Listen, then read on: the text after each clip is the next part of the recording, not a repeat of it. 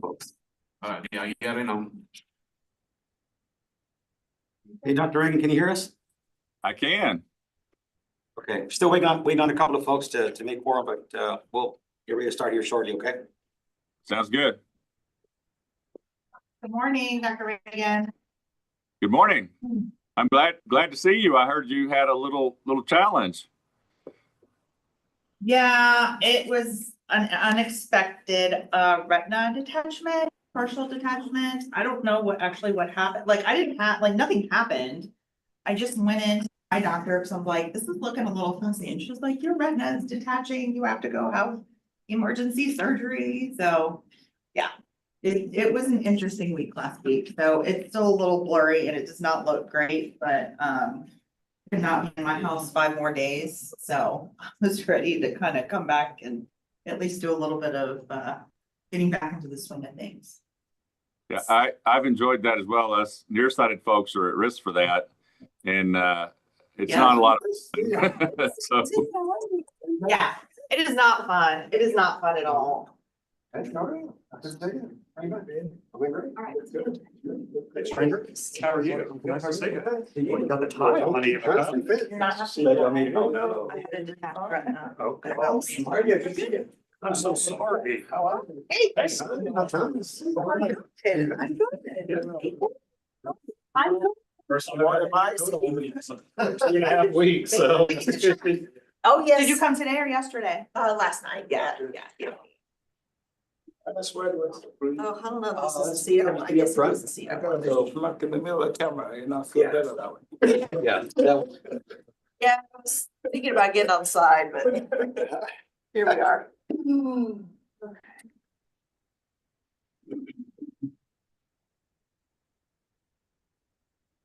We are like. We are straight now, guys. Maybe. Okay. Yeah. All right. See here. I think we have everybody on the call. Now, let me come to folks here.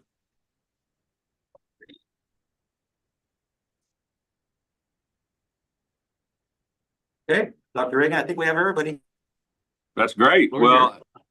first, I want to thank everybody for letting me do this virtually. We had a big wedding in our family this last weekend, and so my daughter got married up in Fort Worth. And so nice wedding, went really well, but was not in the cards to also be in Austin today. So thank you for letting me do this virtually. I'm going to go ahead and get started. Oh, thank you. Yeah, it's, you hope for good weather, a good wedding, and it was perfect. It was just perfect. So very, very happy. They're off to Costa Rica now. So they should have a good honeymoon. All right, so I'll get us started. My name is Mike Reagan. I am the chairman of the Family Practice Advisory Committee. It is, by my clock, 9:03. So I'd like to call this June 10th, 2025 meeting to order of the Family Practice Advisory Committee. Please be aware that this meeting is being broadcast via the internet, and those present in the room may also be visible to the public. Before I begin, I would like to take this opportunity to welcome those joining us via Zoom and ask that they observe the following etiquette. So state your name before you speak, mute your microphone when not speaking, and try and keep the background noise to a minimum. We'll begin with a roll call to ensure we have a quorum. Members, when I call your name, please state if you're present. I, Mike Reagan, am present. Fred Unger, Vice Chair. Present. Kendall Baker, newly appointed by the Governor's Office. Present. Great. Welcome. We're glad to have you. Thank you, sir. Alicia Cantrell. Present. Mark Nadeau. Here, present. Lisa Nash. Present. Damon Strands. Present. Dana Sprudy. Zubair Saeed, Present. Ephraim Vela, Zoe Wang, Present. great. Justin Wright, Present. excellent. And so, Ernest, I think we do have a quorum. Is that right? That is correct, sir. Okay, so we'll record that in the minutes that we have a quorum. Members join us virtually to ensure we maintain quorum. Please keep your cameras turned on for the duration of the meeting. All right, we'll move on to Texas Higher Education staff introductions. At this time, we will have the coordinating board staff and invited guests present or on the call introduce themselves to the committee. We'll begin with Elizabeth Mayer, Assistant Commissioner for the Academic and Health Affairs. Good morning, everyone. Elizabeth Mayer, Assistant Commissioner for Academic and Health Affairs. I'm excited to be with you all this morning, and we'll be providing an update of activities, some related to the legislative session and just some other items that are going on within the division. Hi, good morning. Ernest Hawkes, Senior Director for Academic and Health Affairs here at the Coordinating Board. Tom Banning, I'm the CEO of the Texas Academy of Family Physicians. Probably.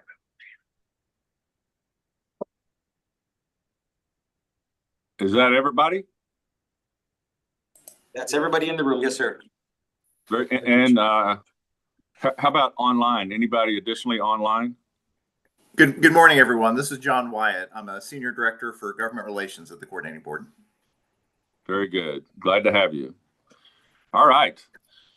So we'll move on to the next agenda item, which is approval of the minutes. So this is consideration for approval of the minutes from the June 26, 2024 meeting. Members, are there any comments, corrections, or additions that need to be made to these minutes? Hearing none, do I have a motion for approval?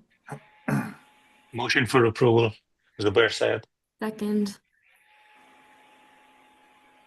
Very good. And do state your name when you're making motions. That'll be helpful for us to record in the minutes.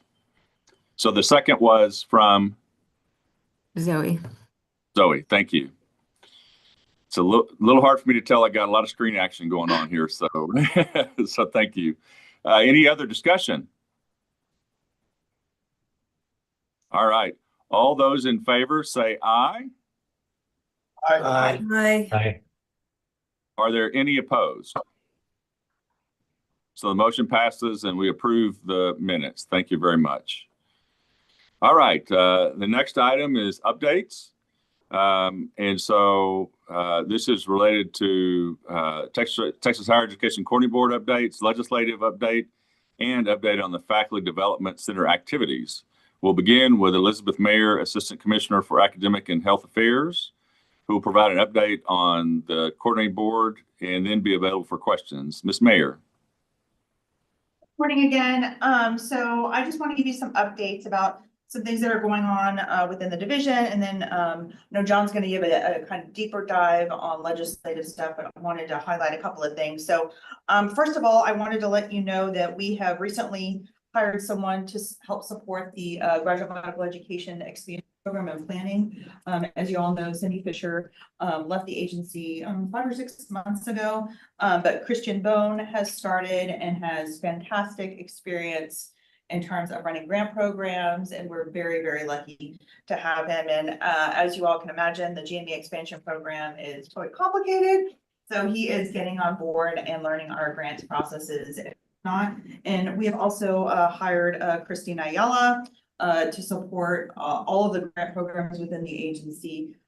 So very excited about those 2 hires in particular, so they can help kind of move the needle on getting funds out and making sure we're doing appropriate review of reports and things like that. So just wanted to let you all know we have some new individuals supporting those programs.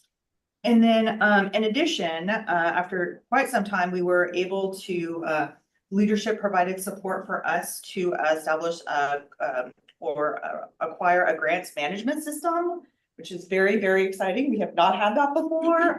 For any of those who have done the day-to-day stuff on the expansion, or frankly, any of the grant programs with the agency or the division, most things were done via email, which, as you can imagine, is quite challenging, keeping up with reports and just doing communication. So we're super excited.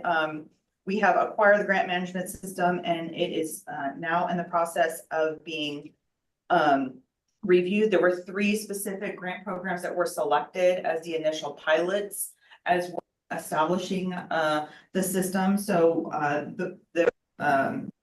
the family practice residency program was one of those, as well as the graduate medical education expansion program. And then there was a different program not in the division that was also selected to be in the initial pilot. So we are doing user testing right now, and we are hoping to having things up and running hopefully by the end of the summer. And we will be adding new grant programs to the system as that gets kind of finalized, but wanted to let you know that. And then just, I know, like I said, John's going to do a deeper dive into legislative update, but super excited to report the legislature was super supportive of the grant programs, particularly the graduate medical education expansion program. For the biennium, the allocation is $304 million. So that will help support all of the expansion that we know is needed in the state and helping us achieve that 1.1 to 1 ratio. So that program received a pretty significant jump. Last biennium, it had 233 million. So now it's up to 304 million for the biennium. Family practice, I think, maintained the funding of 16.5. The joint admissions medical program also, I think, maintained funding at 11.6 million. Preceptorship received 4.8, which was similar to the prior biennium, as well as the rural residency physician grant program, which was newly established last session. They continued funding at 3 million. And then the forensic psychiatry fellowship program continued funding of 5 million. In addition to that, there were 2 new programs that were funded, which was the behavioral health innovation grant program, which we are looking in to see if that actually has a statute or if it doesn't. Some of the programs, like forensic psychiatry fellowship program that was established last session, there's actually not a statute related to that program. It was only put in rider. So that just means that the agency then has to go, doesn't necessarily have to have rules specific to that program. As opposed, if there is a statute, then it has to go through negotiated rulemaking to develop schools for the program. And then there was also the family medicine obstetrics postgraduate training program, which also did not have a statute and was just put in rider and received $5 million. So we will continue to be busy here at the agency in terms of administering those grant programs moving forward and determining if we need to develop any rules for those programs. So happy to answer any questions, but that's kind of a brief overview of the activities of what's happening in the division and the agency, as well as kind of a brief overview of some of the legislative activities. Happy to answer any questions you guys might have. Yes. Elizabeth, do you know, with that increase in the expansion grant, will there be a call for new grants, or is that primarily funding Maintaining growth? So it's gonna be primarily, I mean, we're gonna have to look and we determine to do the RFA, but the way that it's been calculated is based upon maintaining and then some growth.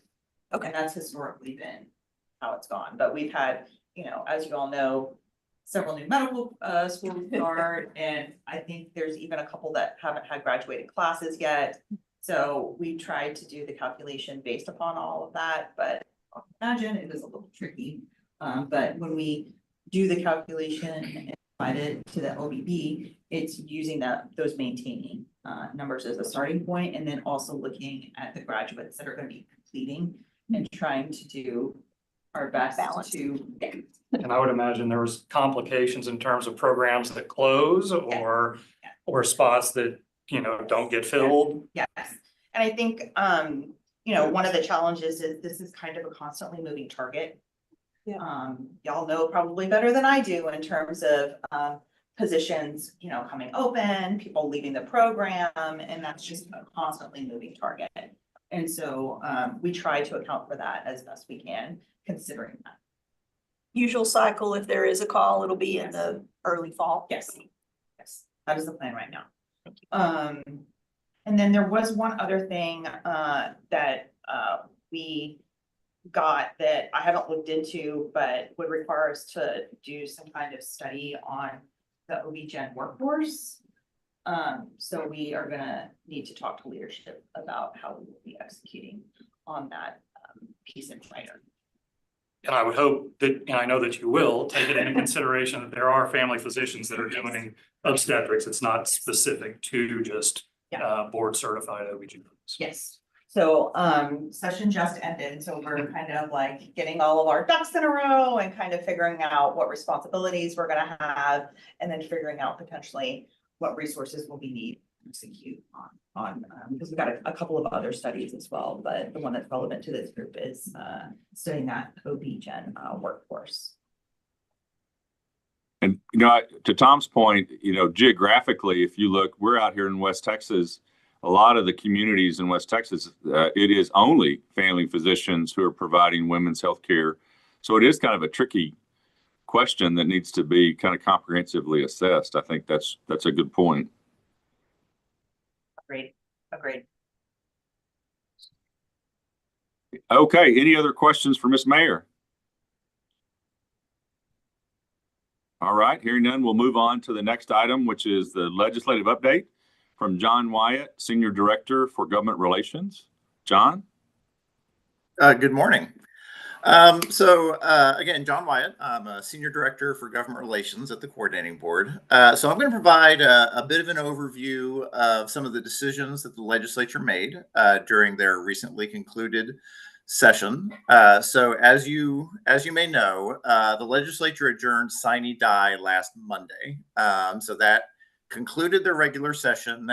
Any bills that were not through the process and headed to the governor by that point are now dead.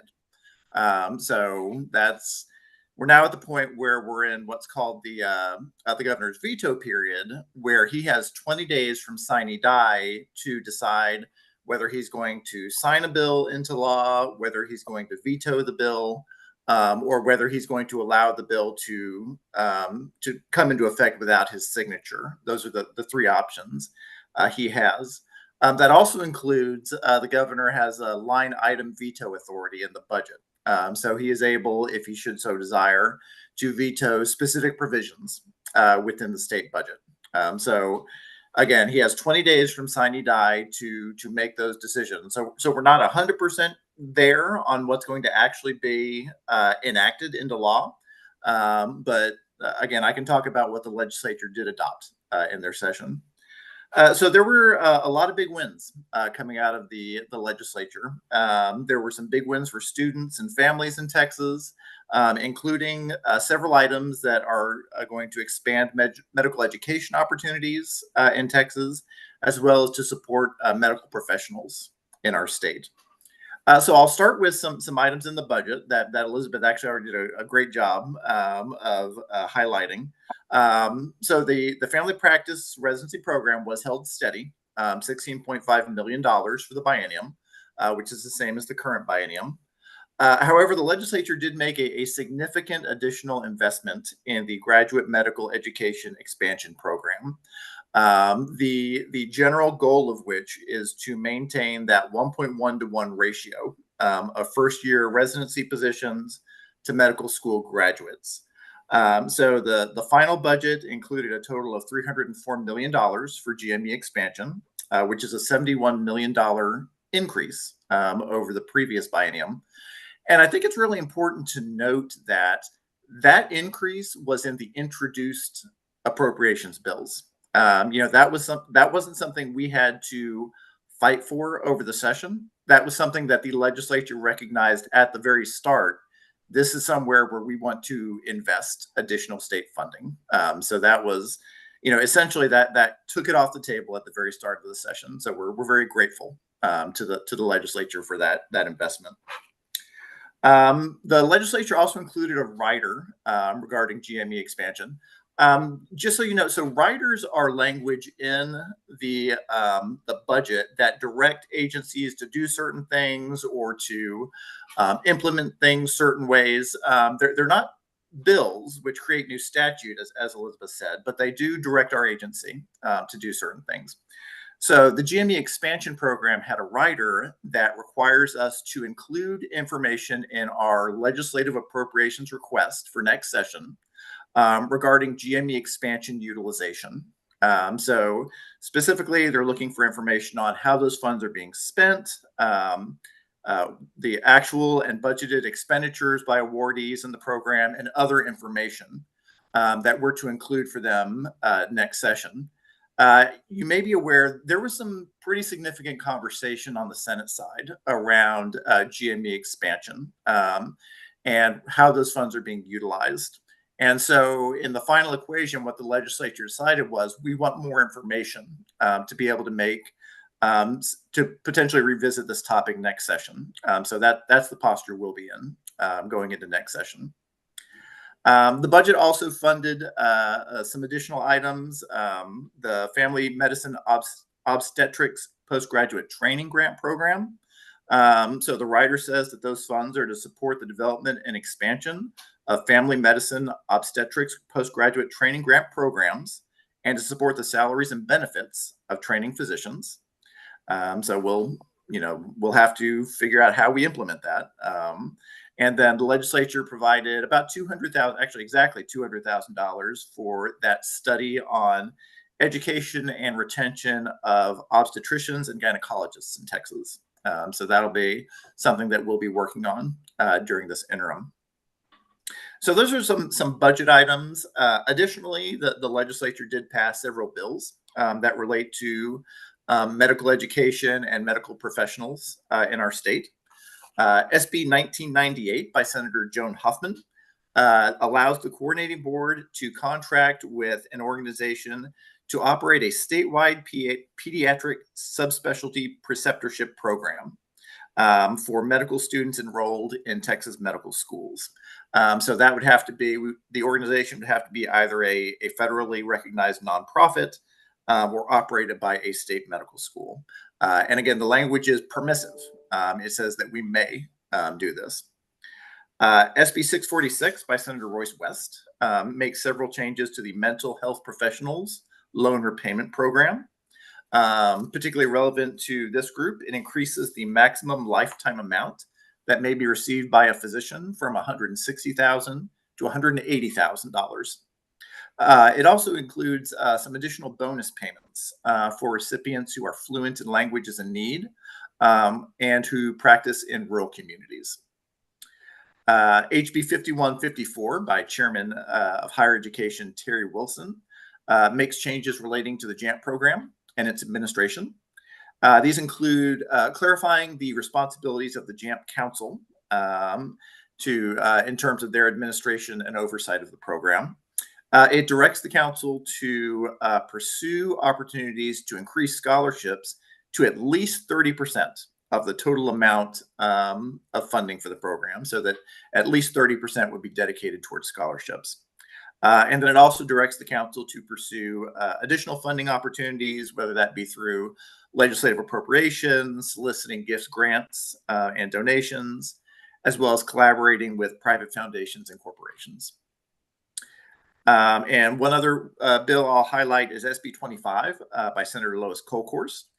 This was sort of an omnibus nutrition bill. So it's focused on standards for promoting healthy living through food labeling requirements, primary and secondary education, higher education, continuing education for healthcare professionals, trying to embed nutrition in those areas. So among its provisions relevant to us, it will condition medical school eligibility for certain grant programs on developing nutrition curricula based on guidelines recommended by a newly created Texas Nutritional Advisory Committee. So medical schools would be required to develop these curricula and required students in majors related to healthcare services to successfully complete the curricular requirements. So that's a lot to dump on y'all in a pretty short amount of time. But I'm going to take a pause there, and I'm happy to answer any questions or hear any feedback y'all have. First comment off the bat is the last thing you said, that I know our faculties always enjoy legislators writing curricula. It's always a joy. So great to hear. The funding is outstanding, though. Very excited about that. I think that's wonderful. Other comments from the committee?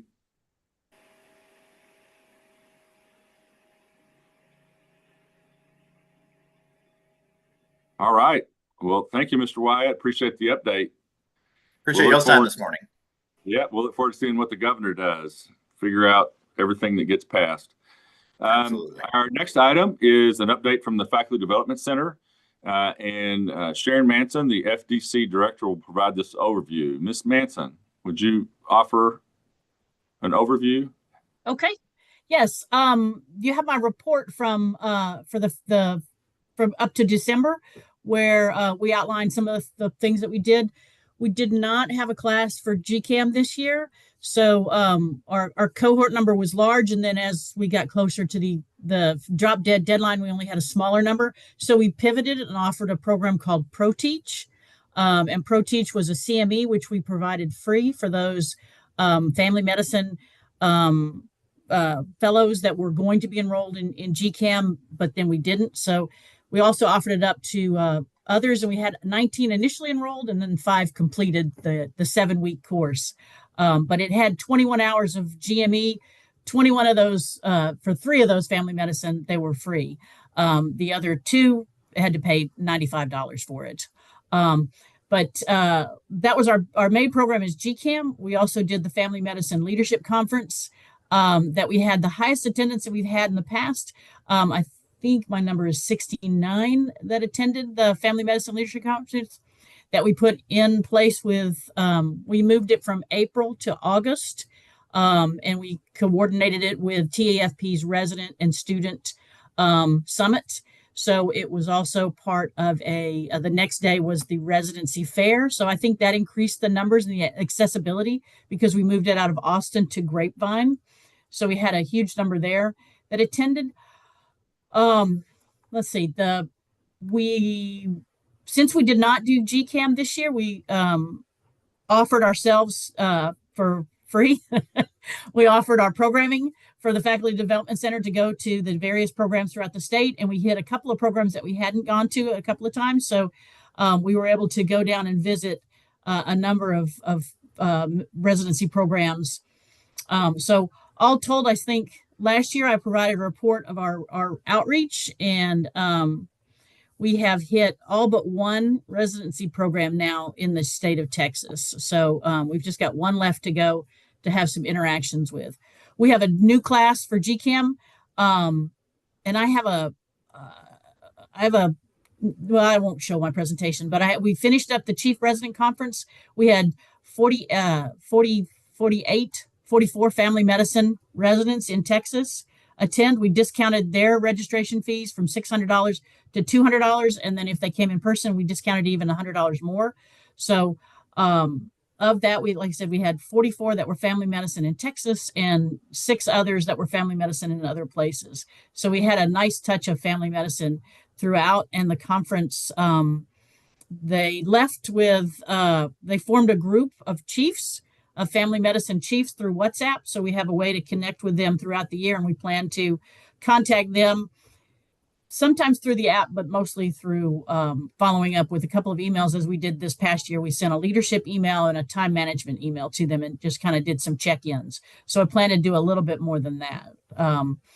But that's kind of a quick, I don't know, I sent Ernest an update, and I don't know if he had time to, I sent it to him on Friday, that had kind of the updates from January to June. And I don't know if you had a chance to see that as well. That did not make it on the materials packet, so I will send that shortly after this meeting. My apologies for Okay. that. No, that's mine. That's on me because I waited till the chief resident conference finished. And then once the resident conference finished, I totaled up all the numbers. And then from there, I just started looking at it from that perspective. But I do have it in a PowerPoint way of showing it if you want to see that, if you have time. I think we could. Okay. Can you share your screen? Yes, I'll do that right now. I flipped it into a quick presentation. So let me do that. Share. Present. Present. And then on the other screen. Sorry, but let's see. Share. Screen do. Share. Whoops. Let me get back to page 1.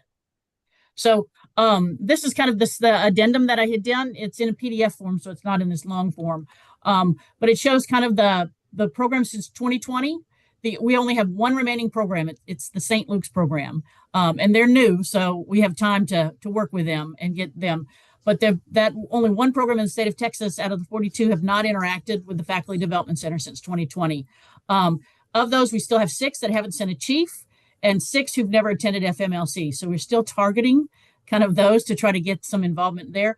The newest family medicine residency program, the Prime South Consortium, has Hector Munoz, who's a graduate of GCAM. So he's part of the core faculty. So we're really excited about reaching out to them and having an avenue to come in there and talk to them. So here's the kind of the on-demands. We did these this year and all for free. We didn't do any travel costs or any fees or anything associated with that. And we were able to go down a couple of times and hit those programs. We did, instead of the GCAM, we did some targeted emailing. We sent the new residency program directors 3 emails, a newsletter, a resources email, and then another email offering our services. With those that didn't attend CRC, we sent another email to let them know they haven't sent a chief and encourage them to send their chief. For the chiefs, we did some check-ins. And then a couple of times we sent some FDC bites, one about interviewing bias and then another about growing your own faculty. So we really focused on trying to, since we weren't focused on GCAM, we were focused on ProTeach, but we were on it also to involve family medicine. When we weren't doing family medicine programs, we did 25 other sessions with adjacent healthcare programs. So this is our new class of GCAM. We have 10. We have one more on here that I've not put on, and I don't remember the name. But we've got a good mix, and we're really excited. Our limit was 10. The deadline is June 30th, so we still have an opportunity. And if somebody from family medicine comes in and says, I really want to enroll my faculty, we will squeeze them in. But based on space on the campus, we're limiting it to 10. But those are our new GCAM fellows for this coming year. This was the Chief Resident Conference agenda. This is what they did. This was a 2-day agenda in person. This was on day 1, where we provided these sessions, and then day 2, we provided these sessions. And then after day 2 is when they got together and formed their own group chat. This is the virtual session, some very similar, but it allowed, after lunch, we basically did a lot of networking and allowing them to talk, because as we told them, the wisdom was in the room, and that enabled them to have some facilitated discussions. And that lasted till almost 4. We had planned for them to just kind of peter out when they got done talking, and they stayed talking till about 4 o'clock.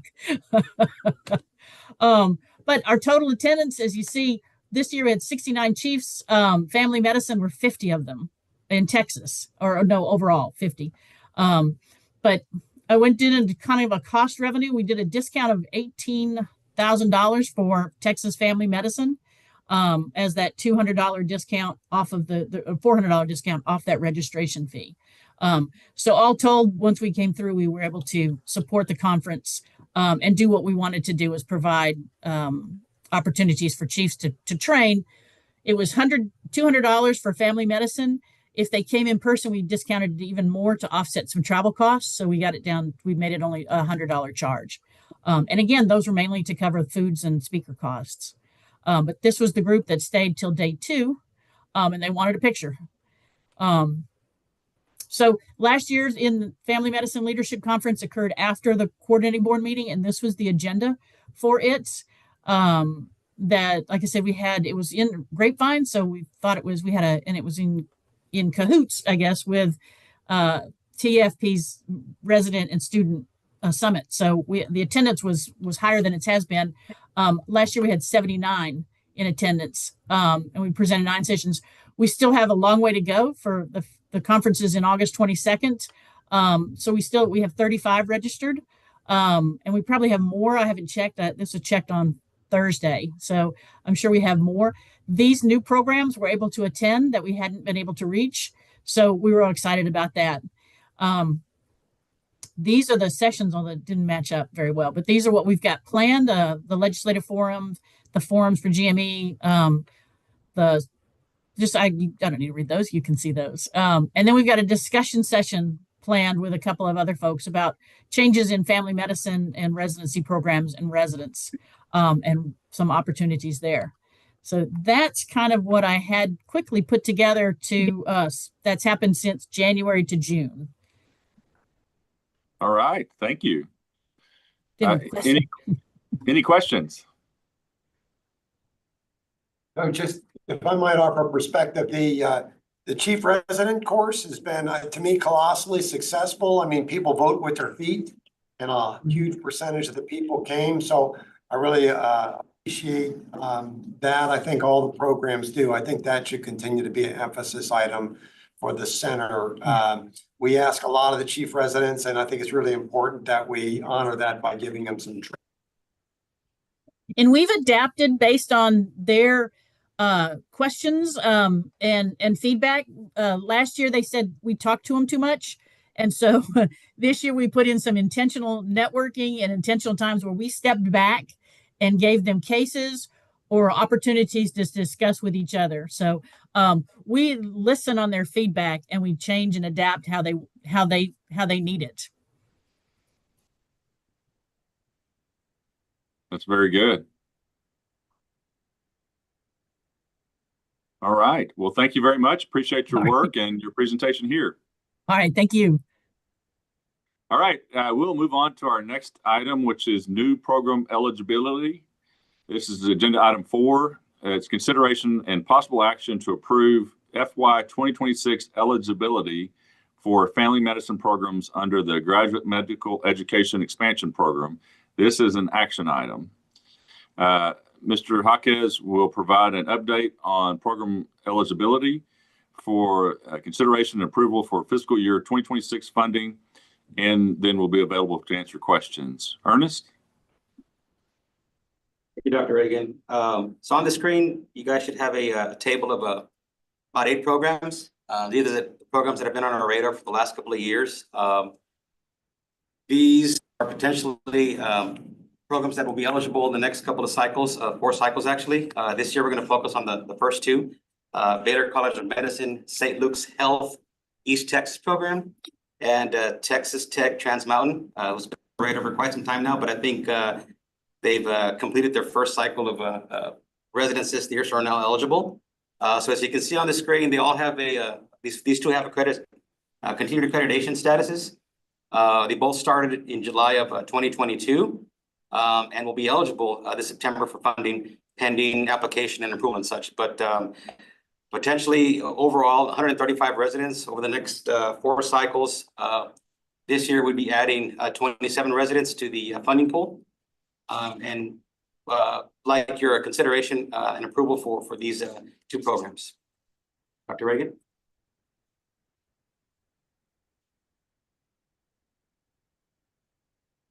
Motion to approve the 2 programs. So I have Second. a motion and a second. Any further discussion? I'll chime in here. I think traditionally we've always approved the new programs, thinking that you know, we're gonna treat everybody equally. I think there's that sort of feeling among the committee. It is interesting that there are other funding buckets, and so it's always a question. And you know, our funding stayed stable. The GM expansion grew, and so it's just in the back of my mind, you know, I wonder, as we add programs, it's less per resident always. That's the big change. And 135 will make a dent in that per resident, I think. That's just an observation. And I don't know if you all have thoughts about that.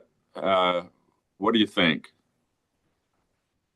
I have thoughts about it. I mean, I agree with you. We've historically approved these. Each time we approve them, it means less for us. I think those of us that were here, I don't know what year it was, 2012 or 11 or something, we took a big haircut. Yeah. So it's you know, it's challenging for the programs to deal with administration when, you know, you get a big cut in what you're getting from a budgeting standpoint. So, you know, I'm going to support it too, but I appreciate your pointing out that there is an issue there. Dr. Reagan? Ernest, go ahead. For our next meeting, this meeting next year, can we on this report get included information about whether or not each of these programs is receiving GME expansion grant funding?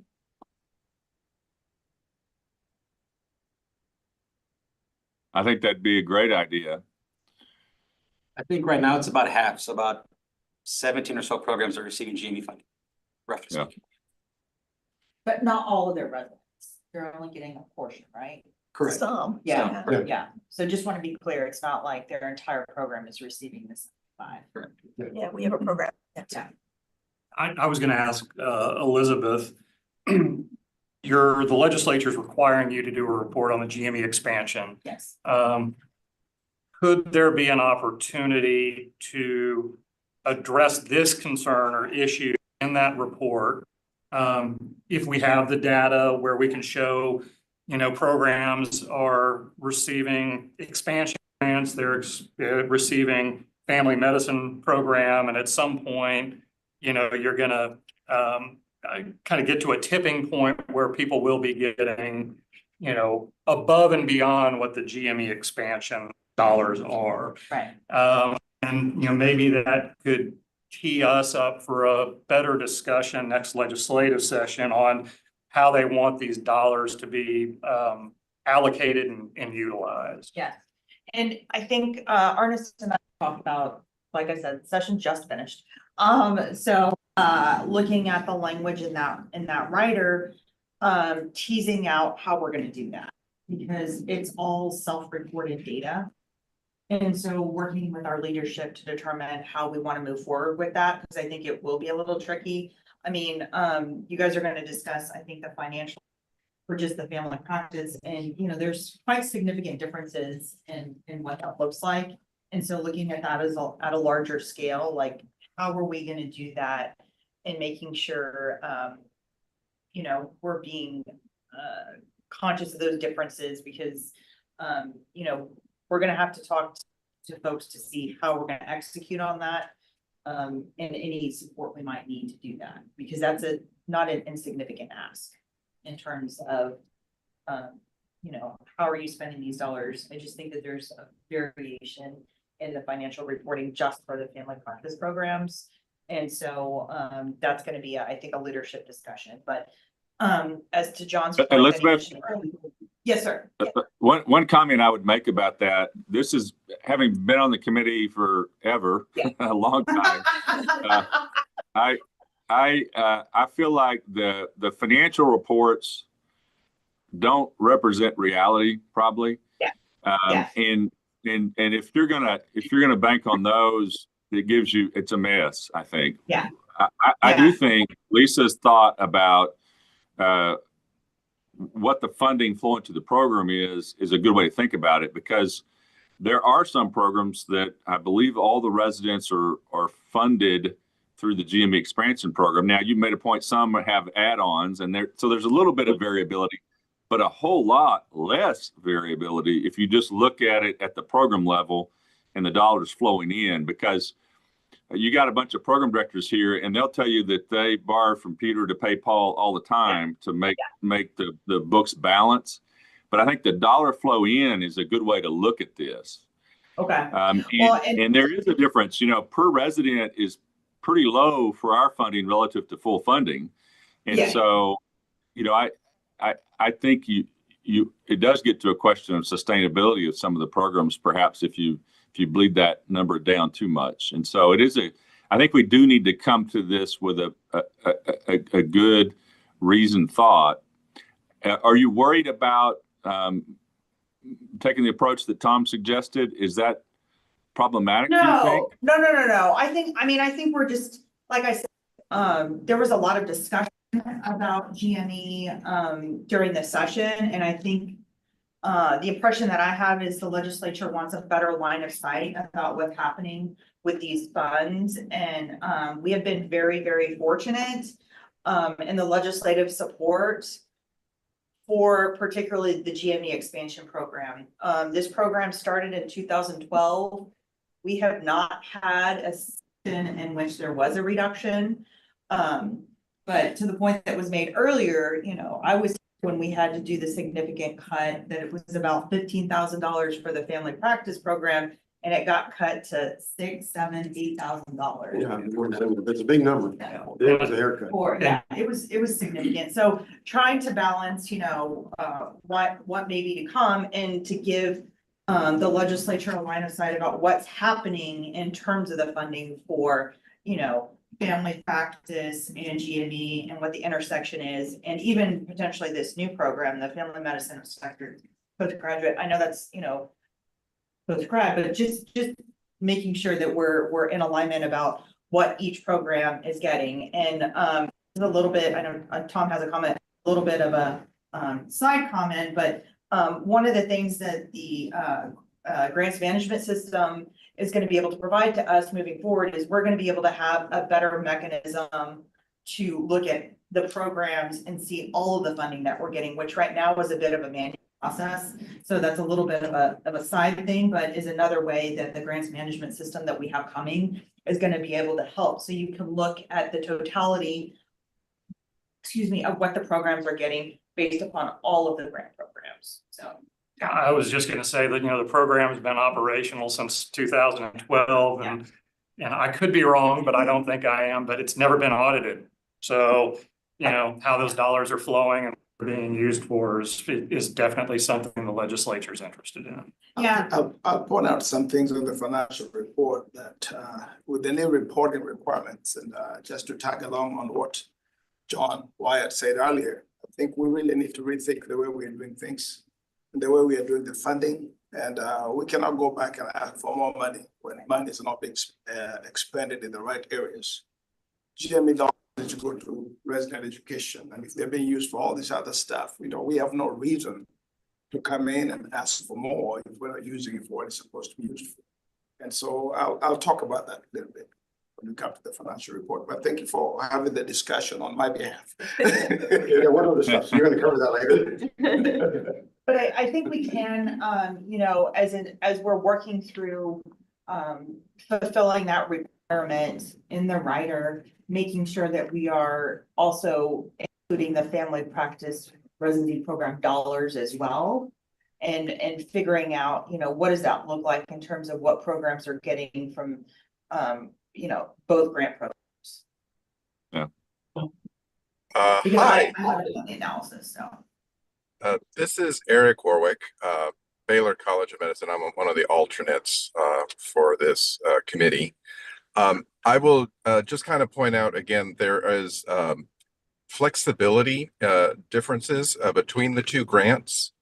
And I will also say, because I am from the Baylor program, so I'm not like, I won't be casting a vote or anything on this, but I will say, going back historically, I am support of extending the family practice grant to any program that becomes eligible for it, irrespective of other funding that they get from the state.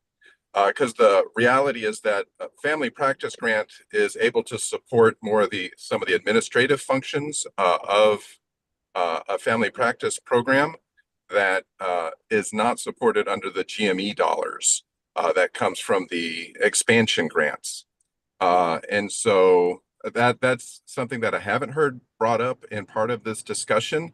But as we all know, it is part of that mortar for the bricks that we have in place in our family medicine program, that these other programs that have expanded by GME and, that the monies that we get for the expansion grant really doesn't cover even the stipend costs throughout the year for residents that, again, some of these programs actually have been running at a deficit while they're trying to, again, as we say, rob Peter to pay Paul. So that's just my 2 cents with regards to why it would be a positive or a plus to continue to offer the family practice grants to these other programs that as they come online.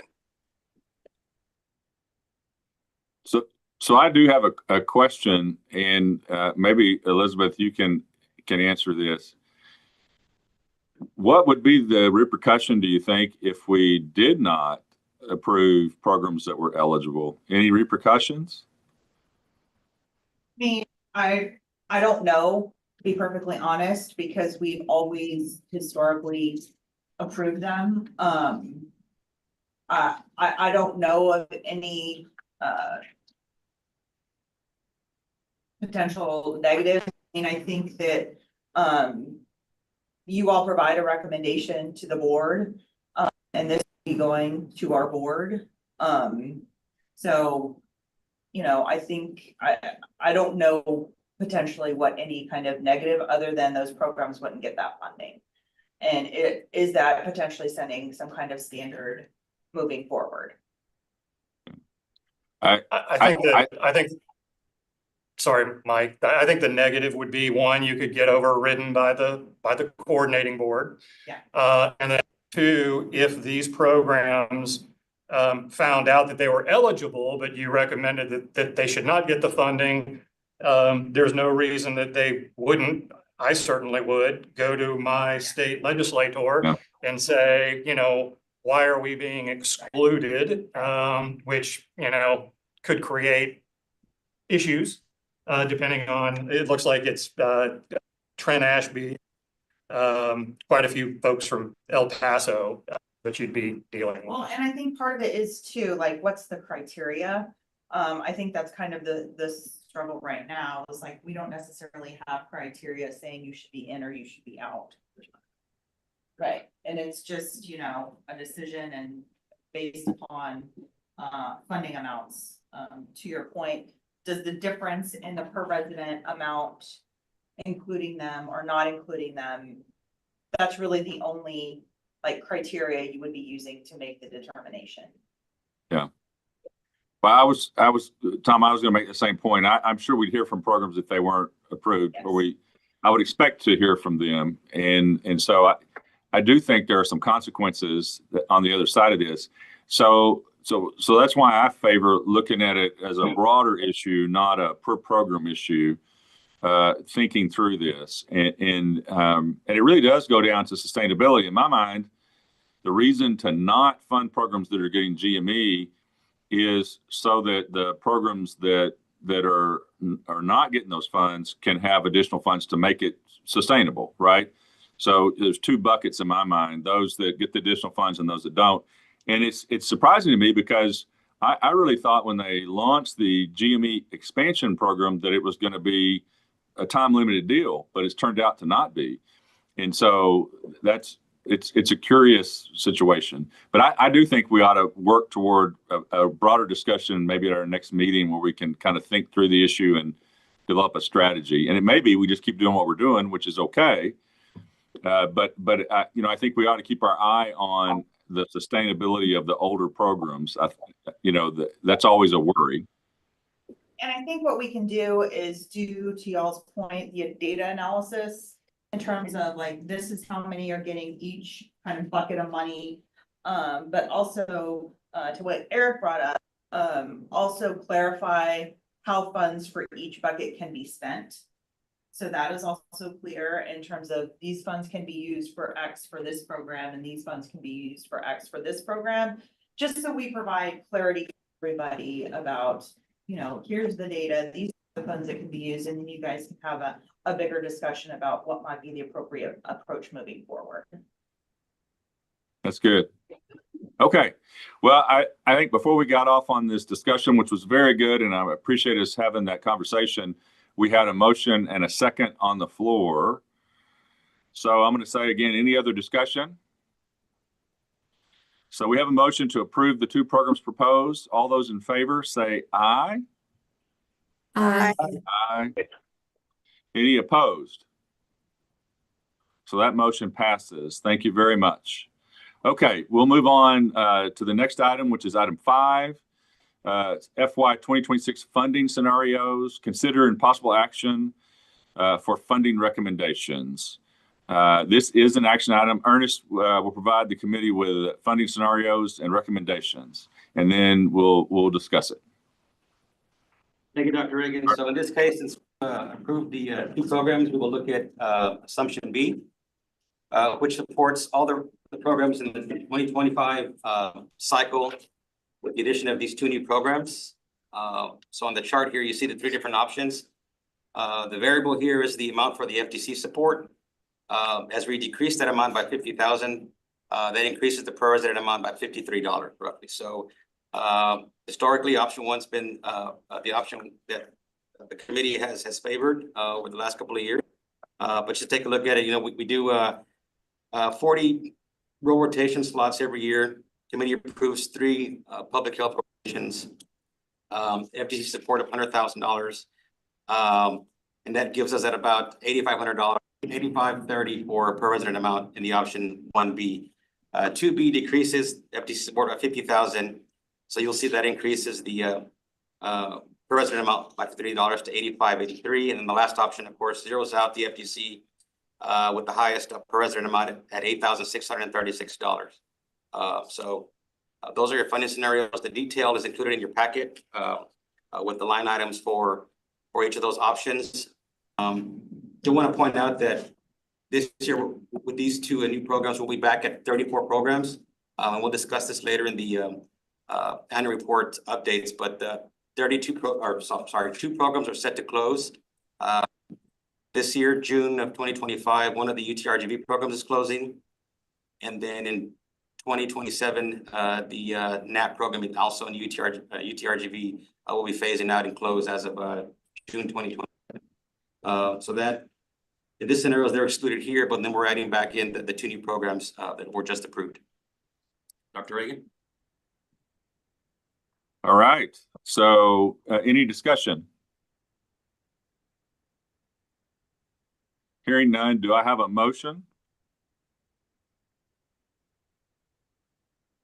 This is Dr. Strands. I'll motion that we approve option 1B. This is Alicia Cantrell. I second. Okay, very good. So we have a motion and a second for option 1B. Any further discussion? Hearing none, we'll move on to a vote. All those in favor of option 1B, say aye. Aye. Aye. Aye. Any opposed? That motion passes. Thank you. Just to let you all know, so this will be going to our July board meeting. So at the end of the month. So I believe Dr. Reagan may be joining me and presenting this item to our board. So this is the recommendation that will, yes.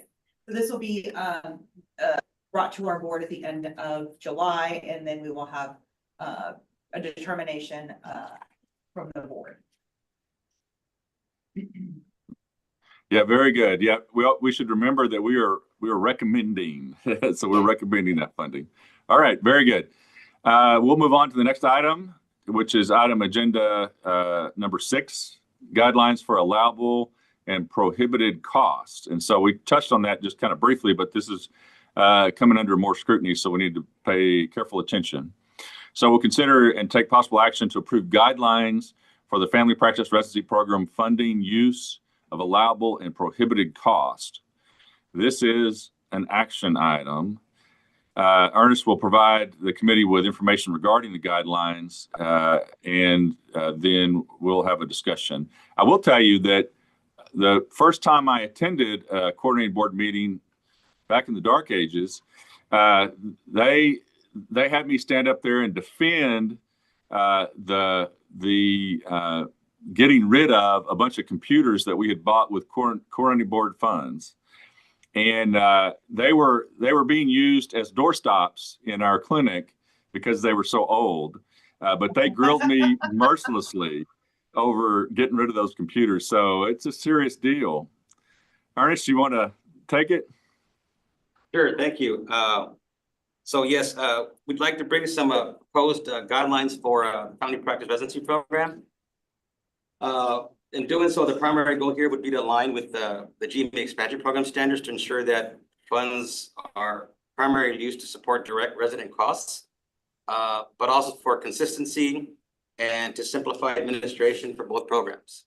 Now, just some background on these guidelines. The current guidelines as they are, many years ago. I mean, I've been working with this program about 17, 18 years, and they have not been changed. So that, to me, tells me they've probably been here longer than I've been around here at the coordinating board. But a lot of happened in the last couple of years, last couple of months, actually. So we've gone through an audit with GME, program feedback, some policy changes, and then, of course, these new rider reporting guidelines for GME has prompted us to kind of take a look at these guidelines and to get a better understanding of where these funds are going for clarity. So we're asking for some updated guidance. So these guidelines, will improve, again, compliance and accountability, ensure that it's equitable and appropriate for the use of these funds, and that we're aligning with basically the state standards. Basically, the key changes here is these funds should be going directly to resident costs as the primary allowable use of these funds. So we want to prioritize direct resident costs, just as we do in GME, in aligning these costs across both programs, again, for consistency and compliance. I think it'll reduce confusion, ensure that we're meeting the intent of the program, and of course compliance, and that we simplify oversight. So as it stands, we've got, as someone mentioned earlier, there's a lot of flexibility right now in family practice and how we spend those dollars. And really where these come to light was when we went from the massive beast of the financial report that we had in prior years to the streamlined version of just requesting expenditures on the dollars. We started to see some trends in where money was going. And we saw a lot of where there was over 50 or 60% of money going to other direct costs, things such as travel, medical and office supplies, administrative fees, and we weren't getting into the detail or the justification for a lot of these expenses. So we had to go back and kind of make some adjustments on some of that. But if we're going to a line up where the state is requiring more reporting, we're going to have to make sure that we're in compliance with expenditures. So the proposal is to, like I said, align with what GME uses right now, and they're very, very focused on resident compensation as a major portion of the and secondly, professional liability, and then of course everything under other direct costs will be a minor portion of that, and that is going to require THECB approval to do so. Mike, can I make a comment? And I, again, could be wrong, but I would, you just got off mute, I'm sorry. Yeah, go ahead. I would imagine, and again, please correct me if I'm wrong, when a program receives the family practice residency dollars from the coordinator, they don't segment that and create a separate account on how they're going to spend those dollars. They put it into their general account and spend it as they see fit. So I think part of what Ernest is saying is we just sort of need a standardized reporting mechanism that the programs could provide the state that says, here's how these specific dollars flowed, I don't want to say whether they did or not, but because you're blending the practice dollars, money from the hospital, money from the institution.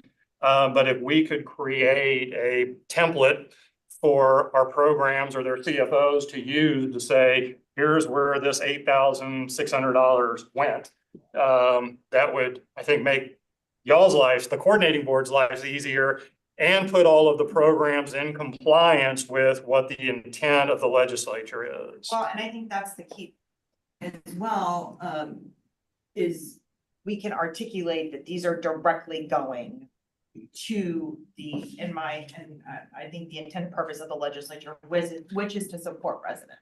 Well, so a lot of the funds we deal with, Right. more than this, are more fungible, right? Right. So, so in accounting, they make sure they attribute those dollars to this. So, I think that is probably good guidance we can get out. I don't think that is a particularly complex problem as long as people understand it. The question I had about travel is I got the idea that that's not good, that we use it for like resident travel. They're gonna go present at a conference. Is that bad? Because it's on the list. It's on the list currently, but the way it was being spent, it wasn't following state travel guidelines. And so that's my second question about travel is it talks about state travel guidelines as printed where?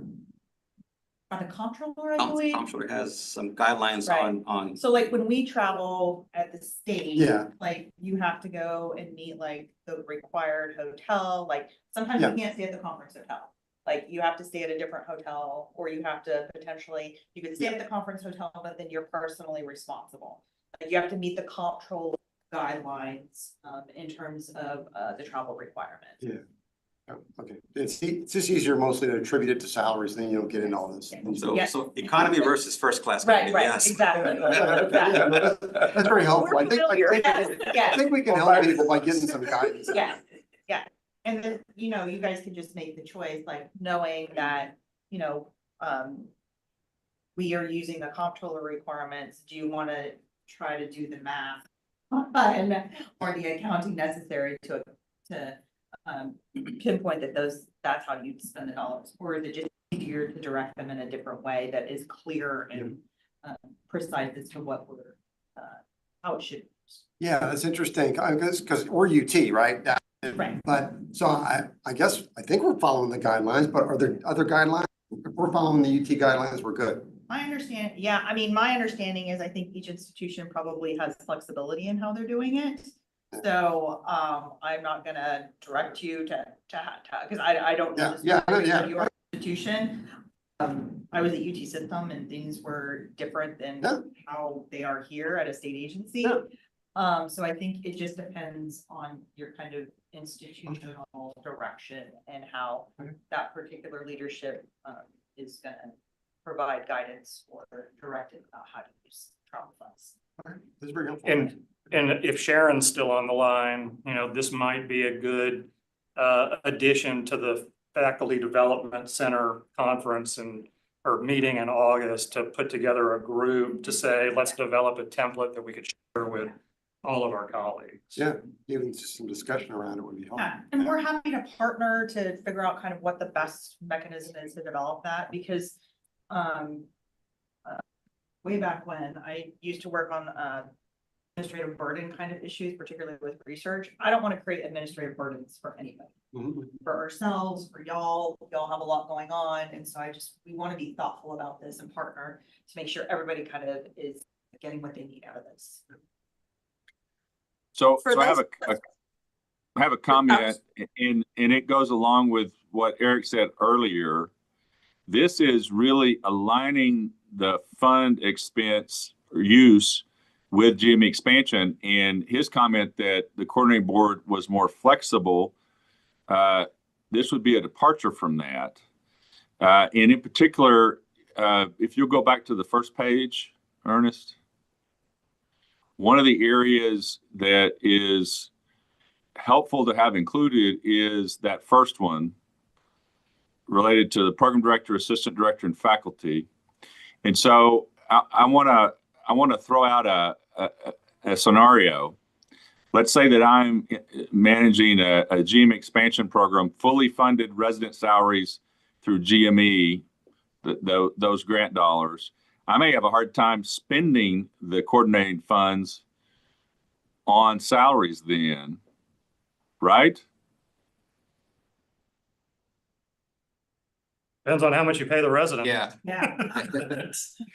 Well, Yes, you know, you're- I think that I'm not I wild about the change. yeah, That's so my I can say again from the Baylor side, it is, you know, it depends, you know, you say it depends on how you pay the residents. Well, when you're in the Houston area and there is you know, a standard rate in which everyone gets done, those GME dollars, when they are applied, they run out way early.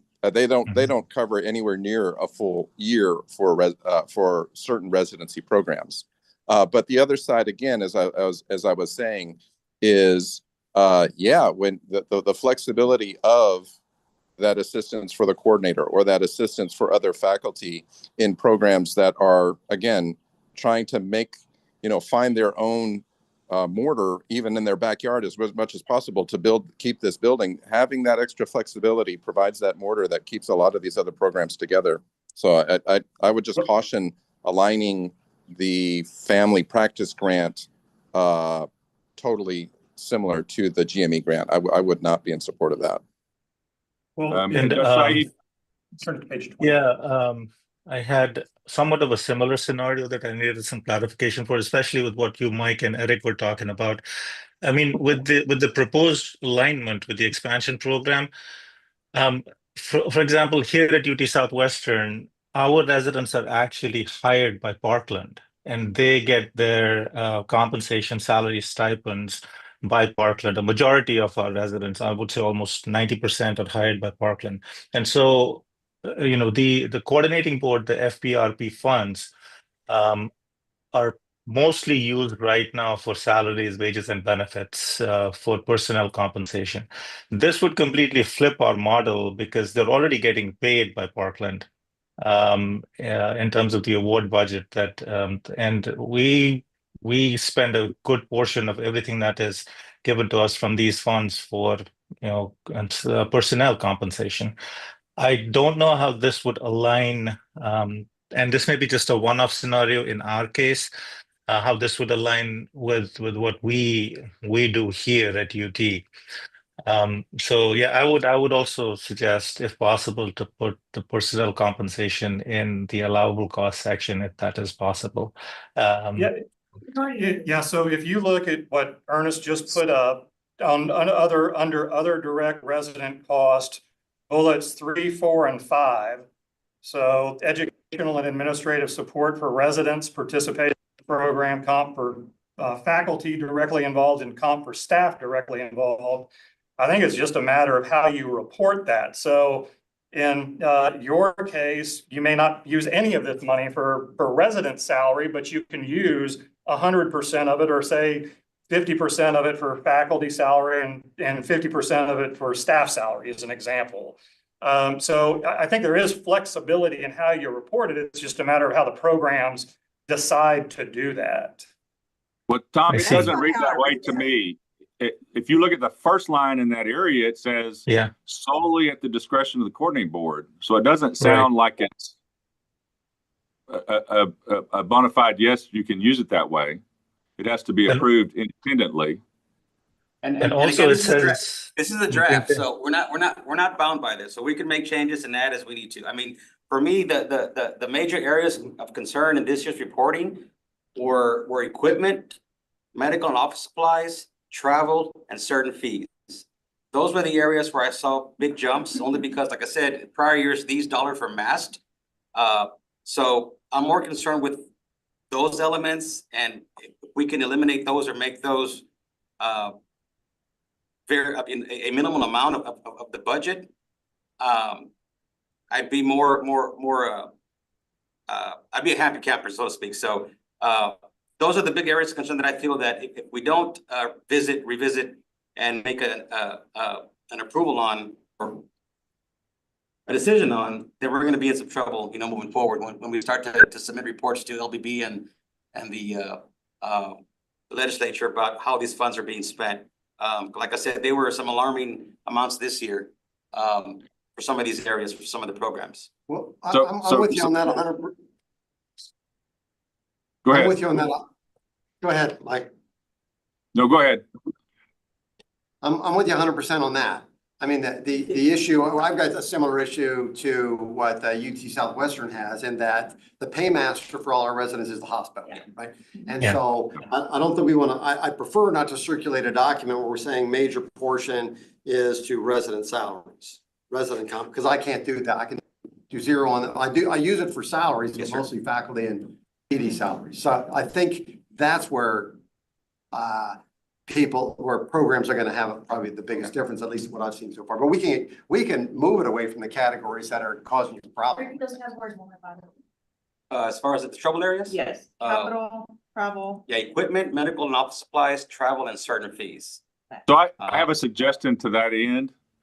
If you take the document you're projecting now, the original document, current use of funds, if you were to come in below that second bullet, the resident salaries and fringes, leave it like it is for that first two bullets, and insert above equipment your phrase about the approval must be limited, all those things in the document below. If you can insert that above that area, then you would have three sections: allowable costs, those that are under scrutiny, and then those that are prohibited. I do think keeping the prohibited is probably okay. Now, it's interesting, there may be some refreshing that needs to happen relative to that section. I don't know, but then you'd have three sections that would make it plain, I think.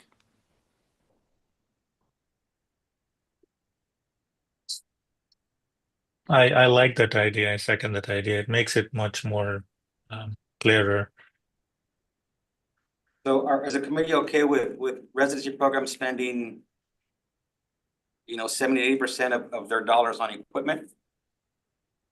No, I would include the statement. Go down to your second page now.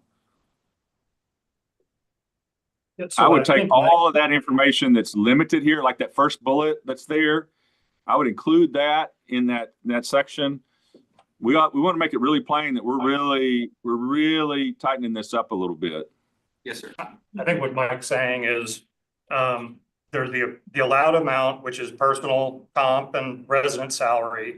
And then there's other direct resident costs that must be approved by the coordinating board, which could include Those four items. equipment. So the coordinating board would have the ability to look at how much the program is spent on, salary and benefits, and how much of that total they would like to spend on those other benefits. We could do that. So if we do that, then I think programs need to understand whether they need, like, if I'm gonna pay a piece of equipment for $300, do I have to come to you first? Or in other words, because the way that was said, it would imply that there's a pre-approval, which I don't think is what you're asking for. Well, if we're gonna put these other categories in other direct costs, and other direct costs will need coordinating board approval, as we do in Where you GE. spend it. Correct. And what's the mechanism for that? Will be the budget. So In the budget? in the budget, yes, sir. Okay, so. So when we submit let me make sure I'm understanding. Yeah, I this want to make sure, myself. I'm on, let me too. Yeah, I want to make sure I'm understanding this. So when we send out the RFA, Yeah, So when the agreements go out for signature, a budget will also be included in that Okay. agreement. okay, And that's where you'll report, attach your expenditures, your budget for that allocation. so when we Yeah. sign the agreement, everybody's on the same On the same page page, correct. about this is what you're agreeing to with your budget. If you, for some reason you decide to pivot from that, then you'd have to come and seek our approval. and they talk to you or to Ernest, okay? Cool, I mean, that's fine, Yeah. well, I'm trying to be pretty concrete sometimes. Oh, yes, I think sir, that's yes, really sir. important, Yeah. So One add on to that. comment I would make is that whatever we approve, we need to have a communication strategy to get this out to the program directors. I think certainly as it goes out for the RFA, that's fine. But I also think we ought to have a separate communication with them, all the program directors, just to give them a heads up, I think. At the leadership conference in August would be a great time. We capture most of the program directors at that meeting, so we could have a conversation about that. That'd be good.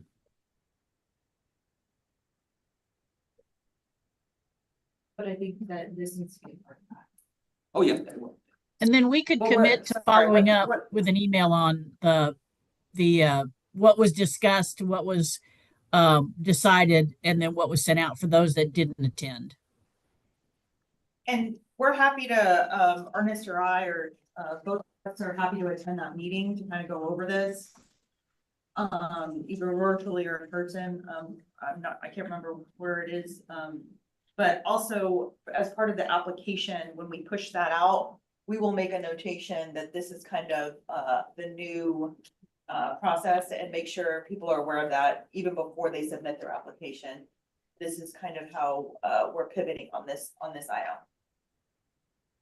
Does everybody feel comfortable voting with that idea in mind, or do we want to try and bring this back? Mike, I suggest we bring this back. There's just so much uncertainty involved in this, and we want to make sure that we're clear on what we're reporting on or what we're asking for. Because at the end of the day, we don't want to create more confusion. It's already difficult enough as it is, and so I think this is something that we need to look at. So I think the tricky thing is if we want it to be applicable for this coming cycle, there's not another meeting scheduled to do that, right? Correct. So that's the tricky part. But can we set up another meeting? I think that's. What's to stop us Yeah, from setting up another meeting? It may prove challenging to get it. When will the RFA go out? So I'm trying to get this aligned with the launch of the GMS system, which is scheduled for mid-September. That's when I'm trying to get the applications out, just so that we can get these into the system and start fresh. So I'd have to have these, or this kind of buttoned up prior to September 1, which is tight timeline. Tight timeline with the summer holidays all mixed in. Yeah. Which I mean, as it is right makes now, me anxious.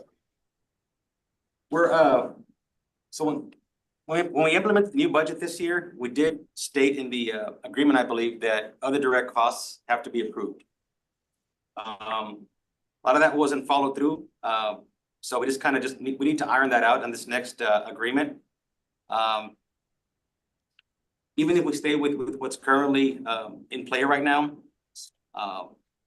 I'll still ask for additional information on these categories either way. So, Well, I mean, why couldn't Ernest redraft the family practice residency program current use of funds document, which is on the screen, and circulate that via email to the group and let people make edits or add comments and then circulate a final draft? I don't think it's that challenging to yeah, I think we get done. can get it in done. 2 I think it's months. just a couple of changes and Just vote offline. I need to just Fine. double check with our OGC and make sure that we're okay executing on that. Or if y'all feel comfortable for now, have final approval be by Dr. Reagan, like rework it. I mean, I'll need to check with OGC to see if all of this is okay, but given what the juncture we're at, that's kind of what I would recommend that, based upon the discussion, we go ahead and Ernest and, Dr. Reagan can kind of work through what we discussed and potentially, Dr. Reagan would, if OGC is okay, have final approval. But I need to check. What I would say is that I'm happy doing that, and I'll take feedback from anybody relative to the document.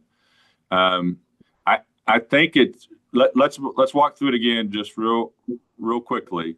So the allowable cost would be personal compensation, resident salaries, fringes, and benefits. Then when you started equipment, that line on down, it's going to be other direct costs. There'll be some oversight requirement to submit via budget, and if there are changes, have to get approval. And then the prohibited cost list. Philosophically, is everybody good with that? Are there any issues with that? if it's helpful, I rework the document as you guys finish going through this. And have this as the last item for a vote while you guys go through these other items. Would that be helpful so you could see? I think that'd be great. Let's do that. Yes. Okay, let me see what I can do. Yeah, okay. With my one eye. It should be pretty quick. Yeah, Yeah. Good. good. Okay. So we'll put a pause on that item and move on to the next item, which is the annual written report summary. And I'm going to go over that, and I got to bring that up. Okay. So just a quick overview. This won't take a long time. Just some highlights. I would say that it's always interesting to read the written reports to see about the innovation that's going on across the state in family medicine education. So we had 32 programs reporting. CHCA West Houston has not submitted a report. We have 2 programs closing, UT Rio Grande Valley, McAllen, and Knapp. And then we have 8 programs that are planning expansion. Residency slot capacity, the number of first-year residency positions across the programs ranges from 2 to 23. That's first-year spots, so some small programs and very large programs. 19 programs reported no change in their positions. 8 programs mentioned, as I said before, expansion, citing the need to accommodate increased educational demands and population health needs.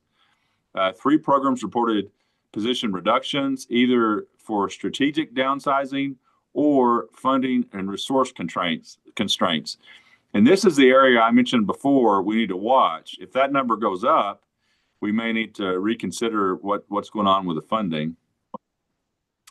We have 1 program that's winding down and will cease operations in 2027. We have 1 program that is officially closed. Final residents graduate this year. The next section, position filling and match success. Among the 31 programs reporting on residency match outcomes, 30 programs, 97%, successfully filled all first-year positions by July 1st. Affiliations, this has always been tricky to work through because I think people view this with different lenses and report differently, perhaps. It's not an apples to apples comparison necessarily, but nearly all programs reported formal or informal affiliations with Texas medical schools, federally qualified health centers, or AHECs. Key arrangements were hosting third-year medical students from affiliated medical schools across many of the medical schools, offering community-based or FQHC rotations for both residents and students, and partnering with school districts, legal aid organizations, and public health agencies to broaden educational exposure. Efforts to meet the legislative intent, always worthwhile to keep the eye on the ball there. Rural rotations were very common. 22 programs offered rural or public health rotations, either as required rotations or electives. Community-oriented primary care, several programs talked about this in different areas like detention centers or refugee or homeless care, and incorporating that into resident education. Track systems, many use tracks focused on underserved care, women's health, behavioral health, lifestyle medicine to deepen residents' education in those areas. Recruitment from underserved regions. Rural background is often a criterion in resident selection across programs. Barriers to participate in state initiatives. While most programs support the intent of rural and underserved populations, many face limitations. One is logistical barriers, which is lack of housing or transportation for funding for rural electives. Continuity care conflicts. Some programs require up to 40 weeks of continuity care clinic, limiting available time away for rotations. Funding restrictions. Programs noted that the state's rural and public health elective funding only applies to 4-week rotations, whereas many electives are shorter, 2 weeks, etc. Limited faculty or sites, especially in remote regions, access to qualified rural preceptors remains a challenge. Reported challenges. Several recurring themes came across in the reports. One, faculty recruitment and retention. There was a discussion of burnout, compensation gaps, and administrative burden as major hurdles in this area. There were also worries about funding stability, cuts to the coordinating board funding, Medicaid redeterminations, and non-expansion of Medicaid were mentioned as financial threats. Inpatient pediatrics and OB volume is a challenge for some programs, particularly urban programs.